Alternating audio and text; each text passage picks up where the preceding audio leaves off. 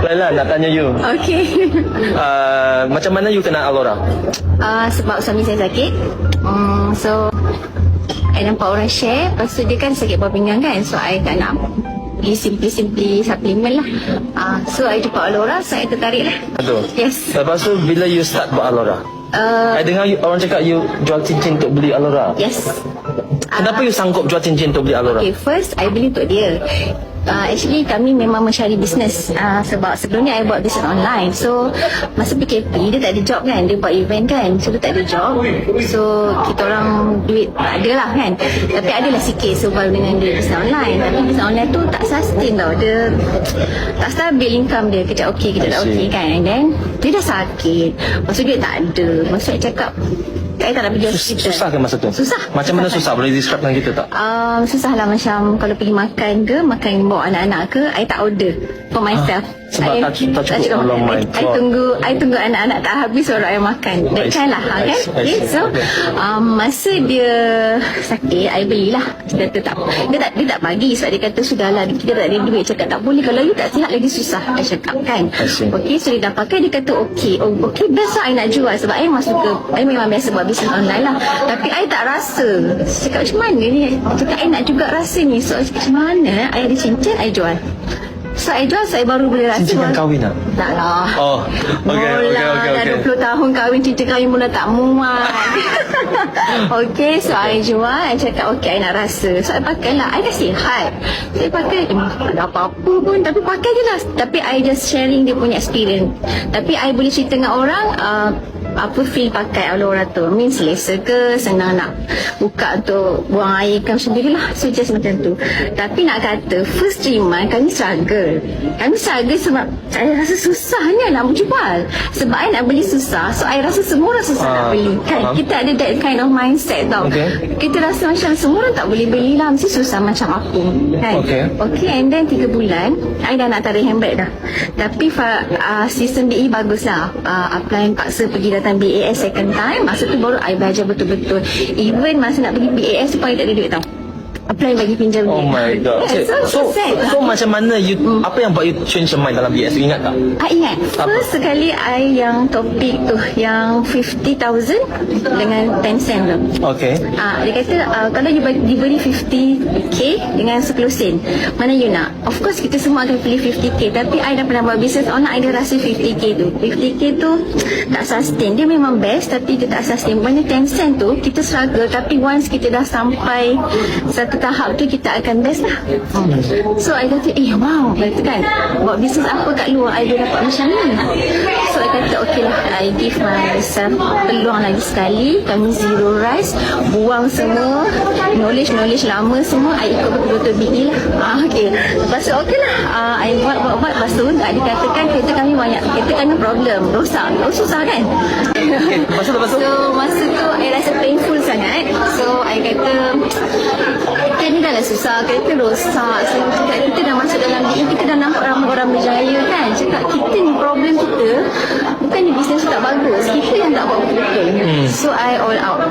All out macam mana? Apa yang you buat? I fikir macam I introvert, I malu nak keluar. I pandai buat bisnes online tapi FB tak bagus. So I kata how so I tengok TikTok. Tapi TikTok I buat sebulan tak ada orang PM. Sebulan tak ada orang PM? Tak ada. You buat macam mana masa tu? I buat macam konten I sekarang lah. Sama je lah. Ya, sama. So maksudnya bukan trik apalah. Dia memang kena makan masa. Yes, it's kena konsisten sahaja. So I cakap bukan give up. Tapi I cakap kita tak ada cara dah. I cakap Tuhan sedang tengok kita. I cakap kan kita macam just buat je lah. So I buat satu video je FYP.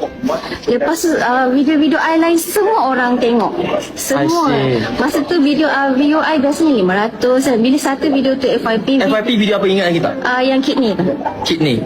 Yang interview Danny Phone dengan Cik Yusri tu. That one FYP. Itu you interview ke yang ambil orang video? Ambil orang punya. Ambil orang punya video pun boleh FYP? Wow, okay. So I tak tahu, I just macam masa tu tiba-tiba macam ada rasa macam Tuhan tak kasih kan? I nangis. Every time nangis, message masuk. So cakap pasal ada fighter tiba-tiba nak buat 3 tau ambassador from TikTok. Wow. Cuma saya macam Penat sangat mesej masuk banyak apa. Tapi I cakap, my husband, inilah Tuhan sedang jawab doa kita. I cakap So sebelum Tuhan jawab doa kan, apa yang you sudah buat? Untuk kasih Tuhan tengok you betul-betul rajin kan? I selalu doa lah. I cakap I nak berjaya. Even masa SNL lepas I selalu doa. I cakap I nak berjaya macam orang lain. Kami dah penat sangat hidup susah. Kami dah tak ada modal lah nak restart anything.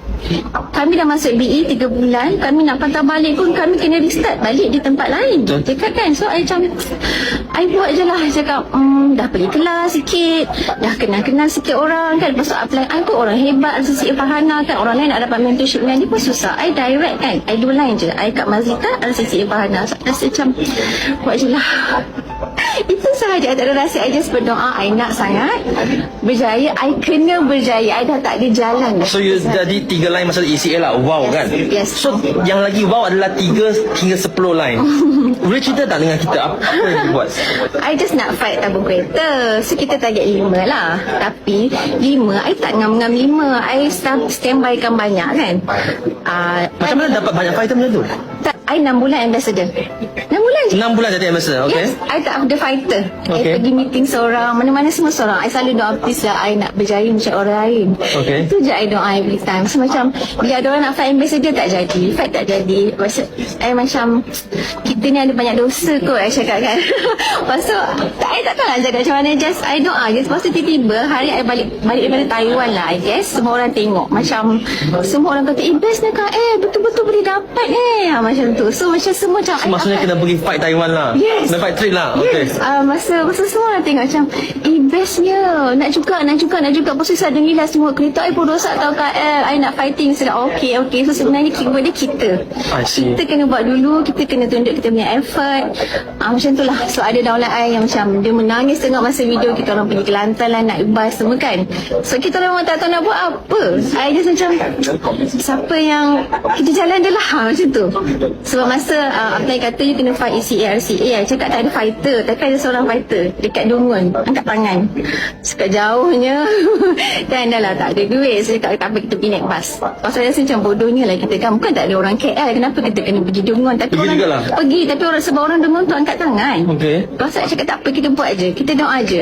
Tuhan pandang, I cakap kan. Just macam tu je. So yang lain-lain tu adalah orang yang macam touch. Bila tengok kita effort kita macam tu. Tu je. So yang lain 4, 5, 6, 7, 8, 9, 10 semua datang macam ni? Tiga from TikTok. Okay. Yang lain from kawan-kawan yang dah lama tengok. Dia macam inilah leader yang I want. Ada yang orang cakap macam tu. Macam orang lain just tunjuk happy. Tapi mana ada cukup masa nak tolong semua orang naik? Kita orang banyak buat online. So banyak pula. Kita orang ada banyak online lah. So macam tu lah. So just buat je lah. Abang share you punya happiness tak?